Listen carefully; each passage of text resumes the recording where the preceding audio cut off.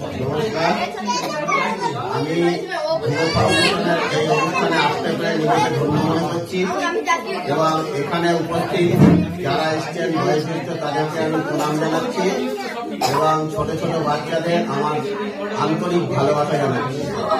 এবং এর সাথে সাথে আমি বলবো যে এইরকম ফাউন্ডেশন আমার মনে হয় শুধু বিজয়নগরে না, এরকম যদি আরো হতো তাহলে মনে হয় আমাদের সমাজটাও অনেকটা এগিয়ে আসতো।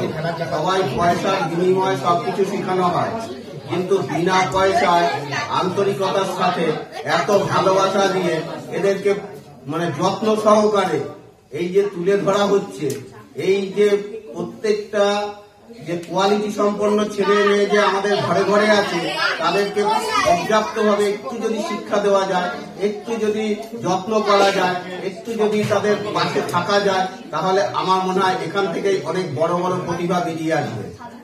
এখানে আমাদের নাচের ব্যবস্থা আছে, গানের ব্যবস্থা আছে, তার সাথে কবিতা আবৃত্তির ব্যবস্থা আছে। তাহলে এই যে জায়গাগুলো একটা চরিত্র গঠন তৈরি হয়, এই যে চরিত্রটা তৈরি হয়, এই চরিত্রবান সন্তান কিন্তু প্রত্যেকের ঘরে ঘরে তৈরি হয় যদি এইভাবে তাদের মধ্যে প্রশিক্ষণ দেওয়া যায়। আর এই যে নিঃস্বার্থ প্রেম বা নিঃস্বার্থ ভালোবাসা দিয়ে এদেরকে যে গড়ে তোলা হচ্ছে, এই রকম পরিবেশ খুব কম দেখা যায়। আমি আশা করব, সেই একটা কথা আছে আমরা ছোট্টবেলায় শুনেছিলাম, এই ছোট্ট ছোট্ট পায়ে হাঁটতে হাঁটতে আমি পৌঁছে যাব।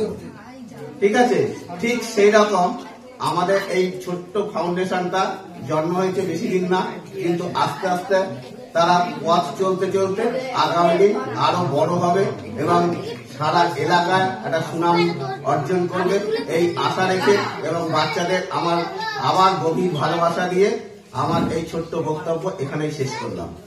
নমস্কার।